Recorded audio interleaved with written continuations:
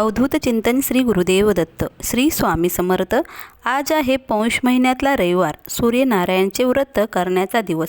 हे व्रत करत असताना आपल्याला आदित्य रानूबाईची कथासुद्धा वाचावी लागते किंवा ऐकावी लागते आणि ती कुणाला तरी सांगावीसुद्धा लागते. तर आजच्या व्हिडिओमध्ये मी तुम्हाला आदित्य रानूबाईची कथा सांगणार आहे. तर तुम्ही देखील श्रवणसुद्धा करू शकता किंवा तुम्ही ते वाचू सुद्धा शकता. बघा, आटपाट नगर एक होतं. तिथं एक ब्राह्मण राहत होता. तो रोज समिधा, फुलं, दुर्वा आणावयास रानात जात असे.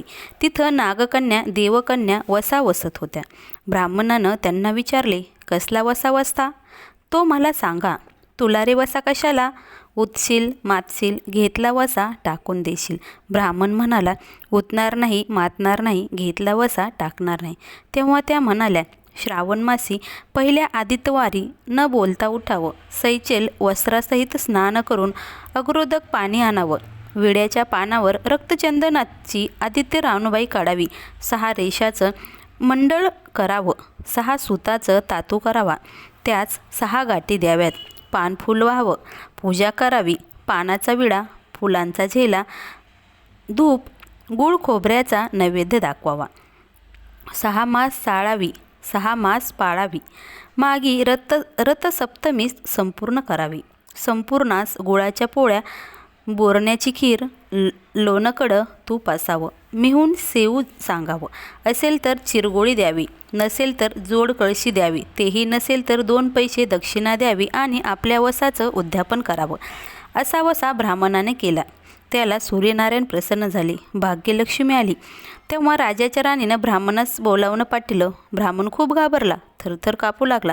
तेव्हा राणी म्हणाली, घाबरू नका, कापू नका. तुमच्या मुली आमच्या इथे द्या. आमच्या गरिबाच्या मुली तुमच्या घरी कशा द्याव्यात? दासी कराल, बटीक कराल. राणी म्हणाली, बटीक करत नाही, राजाची राणी करू, प्रधानाची राणी करू. मागेश्वराच्या महिन्यात ब्राह्मणाने लग्न करून मुली दिल्या.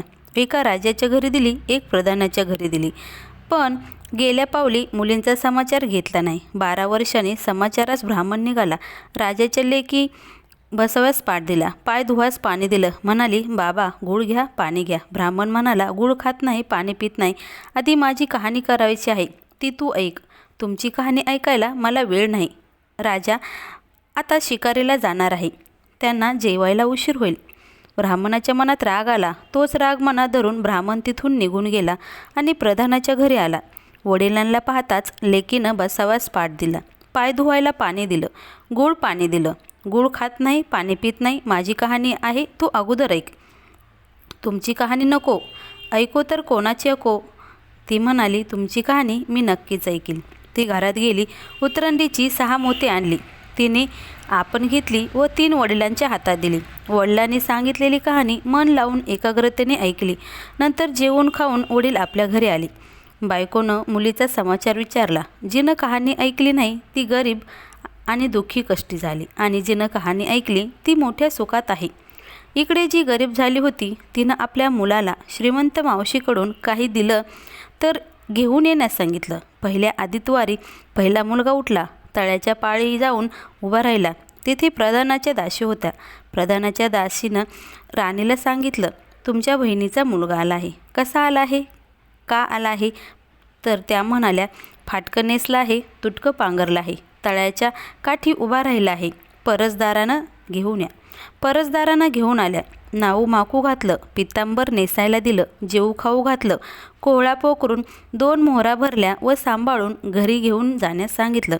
वाटेनं जात असताना सूर्यनारायण माळ्याच्या रूपानं आला व हातातला कोहळा काढून नेला. घरी जाताच आईनं विचारलं, मावशीनं काय दिलं? दैवाने दिलं पण कर्मानं नेलं. कर्माचं फळ पुढं उभं राहिलं. मावशीनं दिलं पण ते सर्व गेलं.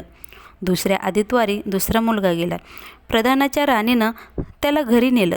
नाव माकू घातलं, नेसायला पितांबर दिला, जेऊ खाऊ घातलं, काठी पोकरून होन मोहरांनी भरून दिली व न विसरता सांभाळून घरी नेण्यास सांगितलं.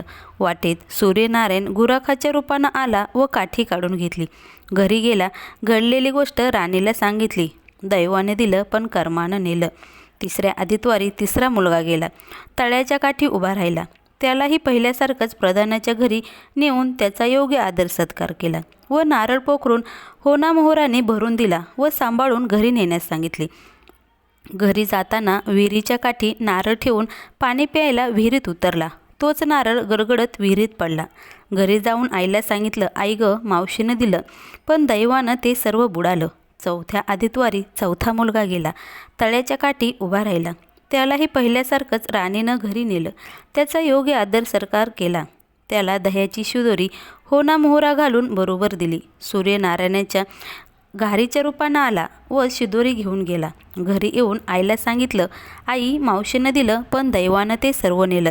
पाचव्या आदितवारी स्वतः उठली. तळ्याच्या काठी उभी राहिली. दासीने तिचा निरोप तिच्या बहिणीला सांगितला. बहिणीनं तिलाही परस्तारानं घरी नेलं. नावमाकू घातलं. साडी चोळी नेसायला दिली. प्रधानाची राणी आदितवाराची कहाणी करू लागली. काय वसा करतेस ते मला सांग. बहीण म्हणाली, वडिलांची कहाणी ऐकली नाहीस म्हणून तुला दारिद्र्य आलं. राजाच्या राणीनं यावर उपाय विचारला तेव्हा तिनं वसा सांगितला. ती बहिणीच्या घरी आली. श्रावणात सांगितल्याप्रमाणे सूर्यनारायणाची पूजा केली. इकडे राजाला भाग्य आलं. राजाचे छत्र चामर देऊन बोलावणं केलं. राजा येताच ती घरी जायला निघाली. एकमेकीने बहिणींना आहेर केलं. वाटेनं निघाली. पहिल्या मजले स्वयंपाक केला. राजाला वाढलं, मुलाला वाढलं, आपण पान वाढून घेतलं. तोच कहाणीची आठवण झाली. हाकारे केला, डांगोरा पिटला. कोणी उपाशी आहे का शोधाय सांगितले. कोणी उपासी नव्हता. वाटेनं एक मोळविक्या चालला होता. त्याला कहाणी ऐकायला बोलवलं. तो मोळी विकणारा म्हणाला, तुझ्या बाईची कहाणी ऐकून मला काय फळ, माझं पोट भरलं पाहिजे, असं म्हणून तो राणीकडे आला. राणीनं 6 मोती घेतली.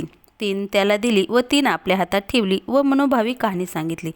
त्यानं मोठ्या भक्तीनं कहाणी ऐकली आणि त्याची मोळी सोन्याची झाली. तो म्हणाला, कहाणी ऐकल्याचं एवढं फळ, मग वसा घेतल्यास किती मोठं फळ असेल. काय वसा आहे तो सांगा. राणीनं तो ओतणार नाही, मातणार नाही याची कबुली करून त्याला वसा सांगितला. दुसऱ्या मजलेस राणीनं स्वयंपाक केला. मुलाला राजाला वाढलं. आपण पान वाढून घेताच कहाणीची आठवण झाली. हाकारे दिंडोरा, कोणी उपास आहे का याचा शोध घ्या. माळाच्या विहिरीला पाणी लागत नव्हतं. त्याचा मळा पिकत नव्हता. असा एक माळी चिंता करीत बसला होता. त्याला कहाणी ऐकण्यास बोलावलं. तो आला. राणीनं 6 मोती घेतली. 3 आपण घेतली आणि 3 त्या माळ्याला दिली. राणीनं मनोभावी कहाणी सांगितली. त्याने चित्तभावे ऐकली. मळा पिकू लागला. विहिरीला पाणी आलं. तो म्हणाला, कहाणी ऐकल्यावर एवढं फळ, मग वसा घेतल्याचं काय फळ. काय वसा असेल तो मला सांगा. मग राणीनं त्याला वसा सांगितला. तिसऱ्या मजले स्वयंपाक केला. मुलाला वाढला, राजाला वाढला. आपण पान वाढून घेताच कहाणीची आठवण झाली. नगरात कोणी उपाशी आहे ना याचा शोध घेतला. एक म्हातारी व तिचा मुलगा वनात गेला होता. एका डोहात बुडाला तर एका सर्पानं खाल्ला म्हणून ती चिंताग्रस्त होऊन बसली होती. तिला कहाणी ऐकण्यास बोलावलं. राणीनं तिला पहिल्याप्रमाणे कहाणी सांगितली. दोन्ही मुलं आली. कहाणी ऐकल्यास एवढं फळ, मग वसा घेतल्यास किती मोठं फळ असणार. तेव्हा वसा सांगण्यास सांगितला. मग राणीनं सुद्धा त्या म्हातारीला वसा सांगितला. चौथा मजल्यात स्वयंपाक करून मुलाला वाढलं, राजाला वाढलं. आपण वाढून घेताच कहाणीची आठवण झाली. कोणी उपाशी आहे ना याचा शोध घ्या. काना डोळा मासाचा गोळा, हातात नाही, पाय नाही असा एक मनुष्य रस्त्यामध्ये होता. त्याच्या अंगावर तांब्याभर पाणी ओतलं. तो पालता उताना केला. 6 मोते दिली. 3 मोते त्याच्या बेंबीवर ठेवली. 3 मोते आपण घेतली. त्याला हातपाय आले. देह दिव्य झाला. त्यानेही राणीस वसा विचारला. राणीनं त्यास वसा सांगितला. 5व्या मुक्कामास घरी स्वयंपाक केला. सूर्यनारायण जेवायला आले. 7 दरवाजे उघडले. लोह घंगाळ पाणी तापवलं. षडश पक्वान्न जेवायला केली. सूर्यनारायण भोजनास बसले. त्यांना पहिल्या घासाला केस लागला. ते रागावले. राजाच्या राणीला 12 वर्ष दारिद्र्य आलं होतं. तिनं आदित्यवारी वळचणीखाली बसून केस विंचरले. काळं चवाळ डोळीचा केस, वळचणीची काडी डाव्या खांद्यावर टाकून दे. राजाच्या राणीला सूर्यनारायणचा कोप झाला तसा कोणालाही होऊ नये. ब्राह्मणाला, चोळ विक्याला, राजाच्या राणीला, माळ्याला, म्हातारीला, कानाडोळा मासाचा गोळा सर्वांना सूर्यनारायण जसा प्रसन्न झाला तसा तुम्हा आम्हाला हो. ही 60 उत्तराची खाणी, 5 उत्तरी सुफळ संपूर्ण अशी ही कहाणी आहे. ही कहाणी आपल्याला दर रविवारी आपल्याला ही कहाणी वाचायची असते किंवा कोणाला तरी सांगायची असते, हे लक्षात ठेवा. त्यामुळे आपल्यावर सूर्यनारायण प्रसन्न होतात अशी ही कथा आहे. तर ही कथा तुम्हाला कशी वाटली आम्हाला नक्की सांगा. श्री स्वामी समर्थ. श्री गुरुदेव दत्त. अवधूत चिंतन. श्री गुरुदेव दत्त. श्री स्वामी समर्थ महाराज तुमच्या सर्व चांगल्या इच्छा पूर्ण करो हीच माझी स्वामीचरणी प्रार्थना. श्री स्वामी समर्थ. श्री गुरुदेव दत्त.